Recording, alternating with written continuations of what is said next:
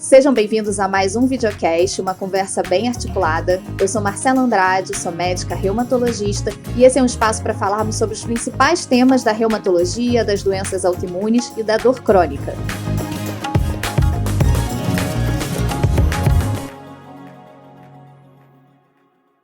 Hoje eu trouxe um convidado que já esteve aqui conosco anteriormente, que é o Dr. Rafael Pessoa.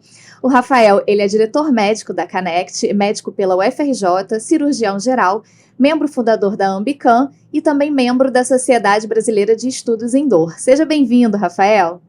Marcela, muito obrigado por esse convite de novo. É um prazer estar aqui. Esse videocast é super...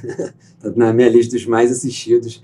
Muito bacana. Então, falar desse tema super importante, que da última vez perguntaram, a gente já falou um pouco sobre isso, mas perguntaram sobre a parte prática, né, do dia a dia. Prazer estar aqui de volta para a gente poder falar um pouco mais sobre isso. Isso, e hoje a gente escolheu um tema que é dos mais relevantes, que é sobre quais são as indicações e o que a gente já vem fazendo na prática clínica em relação ao uso da cannabis medicinal na reumatologia, né, Rafael? Então, começando esse assunto, vamos primeiro falar um pouquinho sobre a dor, né? Um tema extremamente complexo, né? E eu acho que dentro desse contexto de dor, a gente também já vai falar um pouco sobre a fibromialgia, né? Esses são dois cenários em que a cannabis medicinal tem ganhado bastante espaço, né, no tratamento dessas condições clínicas, mas que a gente deve lembrar que dor, existem diversos tipos de dor. Dor não é a mesma coisa, né? Quando a gente fala de uma dor do tipo neuropática, de uma dor nociplástica, dor somática, enfim, nós temos tantos tipos diferentes, né? E tantas condições clínicas diferentes quando a gente fala de dor. E o que a gente tem hoje, né, de mais estabelecido para o uso da cannabis medicinal no cenário da dor? E é importante você primeiro trazer esse conceito dos tipos de dor, né? Então a gente vê, você citou um dos tipos de dor que, para quem não conhece, a dor nociplástica é um conceito da dor que ela é acompanhada por uma série de distúrbios ou modulações pelo ponto de vista psicossomático da pessoa. Então, quando que uma pessoa, o psicológico da pessoa, todo o sistema nervoso central associado a patologias neuropsicológicas afeta tanto a interpretação da dor como a forma que a pessoa lida com aquela dor. Então, a dor, ela é um distúrbio multissensorial, ela é um distúrbio multifatorial. Muitas das dores, isso se encaixa muito com a definição da própria fibromialgia, né? Então, você tem uma série de fatores que não só desencadeiam as dores, como atenuam ou podem agravar as dores. Então, do ponto de vista, o equilíbrio daquele paciente como um todo, ele é afetado pela dor e ele afeta a dor como um todo. Na prática, a gente vê muito isso. Um paciente que, às vezes, ele tem ansiedade, tem insônia e também tem dor. E, às vezes, a gente melhora a dor e melhora esses outros sintomas. Ou a gente, muitas vezes, melhora alguma ansiedade, melhora o distúrbio de sono que aquele paciente, às vezes, apresentava. E o componente doloroso, por si só, às vezes, acaba melhorando. Então, é muito importante a gente sempre, inclusive como profissional, sempre abordar se o paciente tem alguma dor. É muito comum, é muito frequente que os pacientes tenham algum tipo de dor. E a dor, hoje, no Brasil, é das patologias que mais tira pessoas dos seus ambientes de trabalho, que mais afetam a qualidade de vida, que maior tem impacto no dia a dia das pessoas. Então, por que não falar, talvez, até de um Brasil sem dor, mas a gente realmente abordar a dor como sendo uma coisa importantíssima. Nesse contexto, a cannabis, inclusive, talvez um dos primeiros usos milenares da cannabis foram para patologias dolorosas. A cannabis ela é utilizada há milhares de anos, quando utilizada, inicialmente na forma vaporizada, na forma fumada mesmo, tradicional, ela era usada para aliviar dores, muitas dores, por exemplo, de endometriose, dores do sistema reprodutivo feminino ou dores de pacientes que já tinham uma idade avançada e começavam a ter artrose. Bom, há milhares de anos, talvez a idade avançada fosse um pouco antes. Nós temos até relatos de usos da cannabis para procedimentos anestésicos, há muitos anos atrás, né? Temos isso registrado na história. Quem usou a primeira vez por um procedimento anestésico, um cirurgião torácico que fazia algumas cirurgias com o uso de cannabis fumada. Isso a gente vê essa modulação da interpretação da dor, da condução da dor. Então, a cannabis, o que se tem dos estudos que mostra que a cannabis ela atua em todas as vias da dor. Isso que é interessante. Claro que é muito importante a gente separar os tipos de dores em que a cannabis tem mais evidência. E não só tem mais evidência, como de fato na prática a gente vê que existem pacientes com dor que respondem bem à cannabis e pacientes com dor que não respondem tão bem à cannabis, do ponto de vista da dor em si. A gente sempre, quando vai avaliar o paciente, existem algumas escalas que a gente usa. Uma escala que a gente usa, muitas vezes, é a escala de qualidade de vida. Então, o paciente, às vezes, em uso de cannabis para uma patologia que tenha dor, que curse com dor, ele pode começar a aumentar, a melhorar a sua qualidade de vida, mas o componente da dor em si, o paciente muitas vezes relata: olha, doutor, melhorou. Mas, na verdade, deu um impacto mesmo porque eu estou conseguindo dormir, eu estou conseguindo ter mais mobilidade, eu estou mais funcional. Na verdade, o que ele está falando basicamente é: eu estou tendo uma vida mais funcional e estou convivendo melhor com a dor. E será que isso não é o mais importante? Talvez não devesse ser o objetivo. Eu acho que existe uma diferença muito grande. A gente tem estudos que mostram isso em diversas patologias, né? Como há diferença no que o médico espera do tratamento e o que o paciente espera do tratamento, e às vezes a gente não está falando a mesma língua, né? Às vezes a gente quer atingir scores de remissão de doença, no caso da reumatologia, às vezes a gente quer coisas mais objetivas e o paciente só quer conseguir fazer o trabalho manual que ele gosta de fazer. Ele não está nem aí para o nosso score, se ele continua elevado ou não. Levantar o neto no colo, exato, dar uma caminhada, levar o cachorro para passear, fazer alguma coisa, atividade do dia a dia. Isso é realmente alinhar as expectativas de um tratamento, e eu acho que vem até um pouco daquela outra vez que a gente falou sobre trazer de volta o conceito básico do tratamento, do cuidado, que é você tornar o paciente o grande protagonista do seu tratamento. Sim. Colocá-lo no centro e entender: ok, você me trouxe isso, o que isso representa para você, qual é o impacto dessa patologia ou desse sintoma na sua vida. Vamos trabalhar para a gente chegar, talvez, aqui. O que é esse aqui? O que é esse destino? E vamos aos poucos, vamos todo mundo junto, né? Acho que esse alinhamento é importante. Esse alinhamento é fundamental quando a gente fala de dor crônica, né? Porque o paciente tem que entender que a gente está começando um tratamento ali de algo que está acontecendo há anos ou há meses, né? Que já o afeta há um tempo e que vem repleto de aditivos, né? E de condições associadas, como você falou, da questão emocional, do sono e de outras, né, questões sociais. E quando a gente alinha a expectativa, é importante, porque o paciente não pode achar que o nosso primeiro tratamento ou o início de um tratamento, seja com cannabis ou seja com qualquer outra droga, é zerar a dor. Porque dificilmente esse vai ser o nosso objetivo primário no início do tratamento. E quando a gente coloca isso para o paciente é muito bom, porque ele não se frustra quando isso não acontece, né? E a frustração num cenário de um paciente que já tentou diversos tratamentos e novamente tem uma nova frustração, às vezes é irreversível, faz com que o paciente não volte para você, com que ele não te dê oportunidade de tentar outras coisas, de mexer na dose daquele tratamento ou de mudar o tratamento que você está fazendo, e aí você queimou a sua oportunidade com aquele paciente de ajudá-lo, né? Então, alinhamento e educação do paciente no tratamento da dor crônica é fundamental. O médico tem que perder tempo de consulta fazendo isso, senão o resultado não é bom.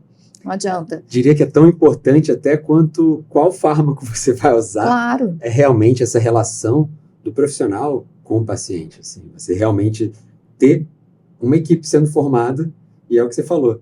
Se você colocar na cabeça do paciente que a expectativa tem que ser essa, ele vai agir, e pela confiança que ele depositou em você, então vai ser essa. A gente tem que tomar muito cuidado com essa expectativa que a gente gera, e às vezes não é onde o paciente realmente está querendo ir. Com certeza.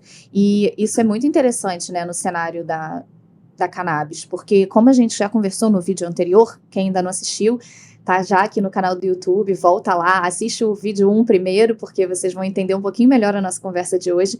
Mas como a gente já conversou, a dor crônica, assim como a fibromialgia, que tem é uma síndrome muito semelhante, né? Sempre vai ter o espectro do transtorno emocional associado, seja uma ansiedade, um estresse crônico, um burnout, depressão. A gente costuma ter o transtorno de sono, né? O paciente tem insônia, sono não reparador, ele amanhece cansado, ele tem a fadiga crônica persistente e podem vir outras dores funcionais, como uma enxaqueca, uma síndrome do intestino irritável. E Quando a gente grava essa informação e a gente vai para o cenário da cannabis medicinal, que a gente já sabe que tem estudos bacanas para tratamento da ansiedade, da qualidade do sono, da depressão, enfim. Intestino irritável.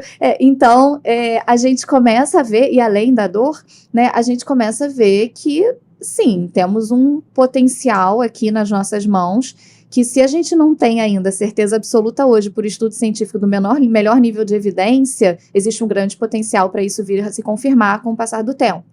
Né? Óbvio, lembrando que temos estudos, né, iniciais em diversas dessas condições, e estudos em algumas condições muito bons, e que são tão fundamentais quanto a gente tratar essas questões. É o que você disse. Talvez o paciente não chegue de cara e fale assim, doutora, tô sem dor. Mas ele já, no início do tratamento, ele já sente assim, nossa, acordei mais descansado, dormi a noite inteira, estou mais disposto, já consegue num evento social que ele tem, num jantar, uma saída com amigos, consegue render mais no trabalho. O quanto isso não é importante e o quanto isso não pega a dor e tira ela do palco principal da vida do paciente, né? Exato. E coloca ela ali como coadjuvante. Isso é fundamental para que a nossa sensibilização central comece a reduzir. E o que eu acho muito importante no que você falou é um elemento, assim, que é você registrar muito bem isso no início da terapêutica. E quando você começa um processo terapêutico, já começa na consulta, processo terapêutico, mas quando você começa toda essa jornada, você registrar com o seu paciente como ele está se sentindo naquele momento, então, o que ele tem, né, daquela patologia, quais são os impactos que estão acontecendo na vida dele, ajuda muito a ele, ao longo da jornada, entender se ele está tendo ou não um sucesso. Porque é muito comum, às vezes, o paciente chegar depois de 2 meses, 3 meses, não está funcionando muito bem. Você lembra, putz, mas você está falando que agora você está conseguindo ir na rua. Você está falando que agora você consegue passear com o seu cachorro, você consegue fazer isso, fazer aquilo, ir num evento social com os amigos, está dormindo um pouco melhor. Não, é verdade. Agora, olhando aqui pelas suas anotações que você fez, realmente, isso ajuda. Então, trazer novamente o paciente para ser o grande protagonista. Ali no meio do tratamento. A gente esquece, como pessoa, a gente esquece o sofrimento muito rápido. Então, quando você sai daquela situação caótica e você ainda tem sintomas, você às vezes esquece o quanto você estava mal antes de chegar na situação atual. Isso é natural, nosso cérebro é inteligente, ele funciona dessa forma, ele apaga memórias ruins, né? E para algumas pessoas isso funciona mais ou menos. Então é fundamental a gente registrar a funcionalidade e qualidade de vida do paciente ao longo, né, das consultas e do nosso processo terapêutico. E aí eu acho que a gente entra em outro cenário em relação ao tratamento com cannabis, em qualquer contexto, que é a gente falar um pouquinho sobre os efeitos colaterais. Sim, né? Interessante. Porque, e entra aquilo que a gente falou da outra vez, né?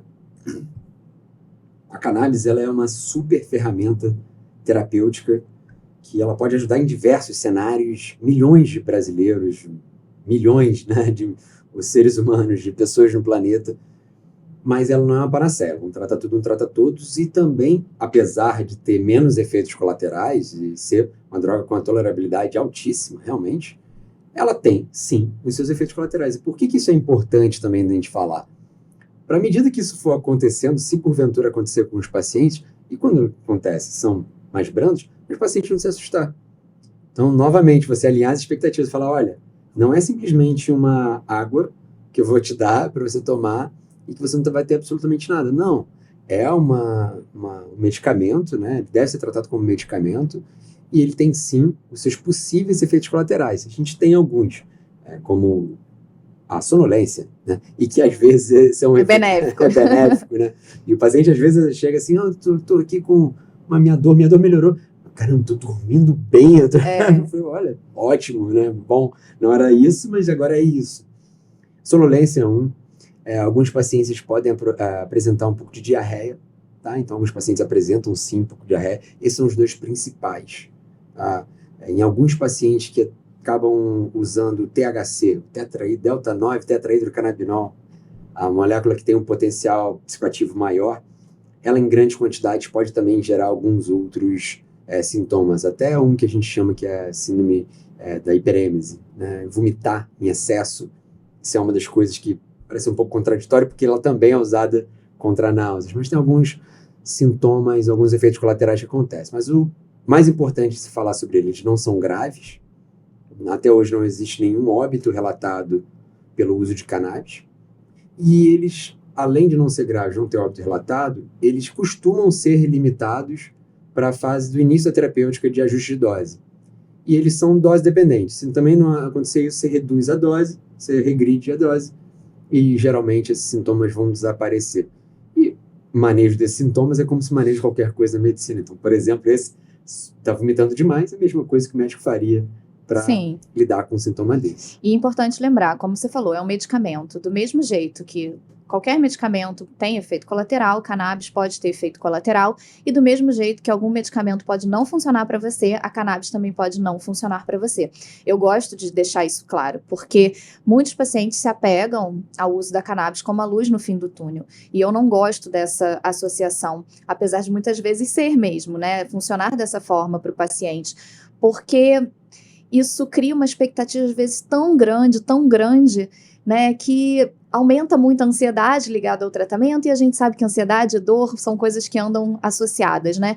E o mais importante nessa questão da gente falar de efeito colateral, o que eu acho legal, é que quando a gente fala dos psicotrópicos que a gente usa, né, e analgésicos que a gente tem hoje disponíveis para modulação de dor ou para analgesia comum, eles são dose pré-determinada, né? A gente tem ali uma cápsula, um comprimido que tem aquela dose mínima, que em geral a dose mínima, ela não tem potencial analgésico, ela é só uma dose para titulação, ou seja, para a gente começar e tentar não fazer muitos efeitos colaterais no paciente, ver como o paciente vai lidar com aquela medicação, mas eu não consigo fazer menos do que aquilo, né? Então, por acaso, poderia ser um paciente que respondesse a menos que aquilo, mas eu só tenho aquela dose mínima para fazer. E a cannabis, ela permite a gente titular a coisa em muito pouquinho, muito personalizada, porque a gente usa ajuste fino, a gente usa gotinha, né? A maioria das nossas prescrições é em óleo, né? Que é uma forma segura de uso da medicação e permite esse tipo de titulação, apesar de terem outras formulações. Então, a gente consegue fazer uma coisa extremamente personalizada, com aumento progressivo, né? A gente começa devagar e vai aumentando devagar, com muita segurança, né? Isso, você trouxe um ponto de vista assim, realmente muito ímpar do tratamento com cannabis. Você consegue chegar na dose ideal de cada indivíduo. E você tem que estar de perto. Então, volta também naquela discussão de realmente tem que estar perto do paciente. Mas você chega na sua dose ideal. Você tem doses que ultrapassam o que você acharia que seria a dose terapêutica para o seu paciente. Você pode ter, como a gente já mencionou naquela outra vez, gêmeos univitelinos usando doses diferentes para a mesma patologia. Isso é basicamente o que você precisa ter de informação. Você tem um paciente com uma patologia, em que ele tem não só aquela patologia, mas uma série de outras patologias, uma série de outras questões a serem abordadas, é um paciente único, e à medida que ele vai progredindo a dose, você tem que observar se o paciente vai ter algum efeito colateral. Se aquele efeito colateral era só realmente do dia que mudou a dose, depois não tem mais. Chegou num patamar onde ele falou, não, na verdade, eu estou bem agora. Eu não quero zerar essa dor. Ou o próprio paciente falou, não, só queria isso. E aí chegou na dose ideal para aquele paciente. Pro paciente, não pra gente. Exato, que às vezes é menor do que a dose que a gente planejou fazer para aquele paciente. Né? Isso é bom. É bom a gente poder fazer menos, né, e ter o efeito que a gente quer. Existe a máxima, né? Start low, go slow. E aí tem o finalzinho que é stay as low as possible, né? Então, exatamente. Comece com doses baixas, vá titulando vagarosamente e mantenha a menor dose possível. Isso claro, deveria ser, assim, esse é o nosso lema para vários tipos de prescrição, mas na cannabis a gente consegue fazer esse ajuste fino, né? E a gente tem essa proteção, né, que você falou em relação, assim, não tem registros de óbito por uso de cannabis, e isso é por uma coisa muito interessante. A gente sabe que a gente não tem receptores canabinoides no tronco cerebral, né? Isso. Então, isso é importantíssimo. Assim, só para explicar, né, o tronco cerebral, ele é responsável pelas nossas funções vitais, respiração, controle de frequência cardíaca e uma série de outras coisas que, por exemplo, nessa região do nosso cérebro, a gente tem uma série de receptores de opioides. Então, existe óbito por uso de opioides, né? Isso é um problema mundial, isso é um problema gravíssimo nos Estados Unidos e já é um problema no Brasil. Nos Estados Unidos, de 1999 a 2020, tem mais de 530 mil óbitos de estadunidenses associados ao uso de opioides, sendo que desses, metade foram opioides prescritos. Então, sim, existe uma epidemia, 500 mil morreram em 20 anos e 250.000 morreram por opioides prescritos. Isso dá uma segurança importante. E até voltando do sistema endocannabinoide, a gente começar a estudar o sistema endocannabinoide, por isso que é importantíssima a educação, a gente começa a entender que é um sistema que ele está presente no corpo, no nosso corpo inteiro. Existem receptores no sistema nervoso central, nas gônadas, nos músculos, nos ossos, no intestino. Sistema imunológico. Sistema imunológico. E a gente percebe que tem algumas que eles interagem com uma série de outros sistemas, então interagem com o sistema do sono, sistema de regulação das emoções, da ansiedade, da interpretação da dor. E tem algumas patologias, como a fibromialgia, que acabam sendo o que alguns estudos mais recentes, principalmente capitaneados pelo Ethan Russo, que é um pesquisador norte-americano, que fala sobre como se fosse uma deficiência do sistema endocannabinoide, em que em algumas pessoas esse sistema endocannabinoide tivesse menos expressão de receptores, ou menor afinidade, ou menos produção de alguns endocannabinoides. Porque isso é importante falar, a gente produz canabinoides. Sim. A gente produz substâncias que são iguais às da cannabis, como a anandamida e o 2-aracnoniglicerol. E algumas pessoas produziriam menos, talvez, desses endocannabinoides, ou teriam receptores que em menor quantidade ou com menos afinidade. Essa menor ativação do sistema endocannabinoide, essa deficiência do sistema endocannabinoide está muito associada a patologias como a fibromialgia. Então, por isso que a gente tem pacientes, talvez, por isso são hipóteses ainda, então, uma série de estudos ainda, falta muita coisa ainda para a gente poder bater esse martelo, mas a fibromialgia é como se fosse um dos grandes estudos para mostrar que você consegue modular uma série de patologias, uma série de sintomas, com a modulação do sistema endocannabinoide. Por isso que tem grandes resultados, a gente vê o paciente melhorando, por isso que vê também melhorando bastante a fibromialgia, o exercício físico, que também é outra forma de talvez modular o sistema endocannabinoide. E de produzir os neurotransmissores que são ligados à analgesia, né? A nossa analgesia endógena, né? A serotonina, os próprios canabinoides, né? Mas é isso, a gente conseguiu falar um pouco sobre o universo da dor, da fibromialgia. São os cenários hoje que a gente tem mais segurança na prescrição. Obviamente, ainda existem alguns estudos já no tratamento da dor ligada ao osteoartrite, né, que é a artrose, e alguns estudos muito iniciais, estudos mais, quando a gente fala estudos mais de bancada e em animais, ligados a tratamento também anti-inflamatório na artrite reumatoide, no lúpus, mas esses ainda são muito, muito, muito iniciais e, obviamente, nada ainda direcionado ou orientado pelas sociedades internacionais, então não é o tratamento de primeira linha, como também não é o tratamento de primeira linha na fibromialgia ainda, né? É uma opção de tratamento adjuvante, e que também a gente deixa para pacientes que não tenham respondido aos tratamentos convencionais ou que tenham efeitos colaterais que limitaram o uso das drogas, né? Que a gente tem mais experiência de uso, né?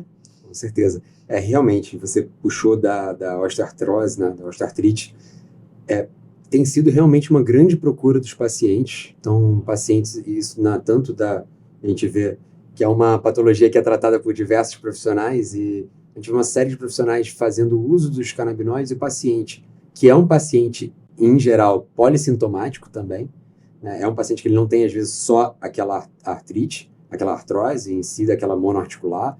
Às vezes ele tem realmente um distúrbio de sono associado, ele tem um distúrbio ansiogênico associado, e então o paciente começa, de fato, a melhorar. A gente costuma dizer que quanto mais sintomas desse paciente tem, acaba que ele responde melhor à terapêutica com o cannabis como um todo. Que seria o ideal, né? Você abordar múltiplos sintomas. Existe o que a gente chama de pleiotropismo, que é quando uma substância ela interage com múltiplos receptores ou múltiplos alvos ao mesmo tempo. Considera-se alguns canabinoides como sendo pleiotrópicos, e talvez por isso que tenha grande resultado nesses pacientes, que é uma coorte de pacientes bem específica, né? É verdade, é muita coisa interessante, muita coisa para a gente conversar. Rafael, muito obrigada. Infelizmente, nosso tempo está acabando, mas a gente teria muito mais para falar. Agradeço mais uma vez sua presença. Eu agradeço, é um prazer falar aqui sobre esse assunto, e estou disponível, se quiser, a gente pode falar alguma coisa. E o pessoal que tiver dúvidas também, pode botar aí, a gente vai respondendo as dúvidas aí, à medida que elas forem aparecendo. É um tema super importante. É importante a gente ficar atualizado e os colegas profissionais que estão ouvindo a gente, sempre se atualizar é importante. Tem cada vez mais artigo legal sendo publicado. Não, com certeza. Acaba que, como é um tema que a gente tem muita coisa nova, muito artigo surgindo, a gente sempre vai ter assunto para falar aqui. Vai ter. Então, fica um convite para próximos vídeos, a gente vai trazendo outros temas. Obrigada mais uma vez. Isso, tchau, tchau. Obrigada a vocês pela participação também, por acompanhar a gente. Deixa aqui os comentários, as dúvidas. Não esquece de ativar a notificação para vocês saberem quando tem vídeo novo aqui no canal. E até uma próxima!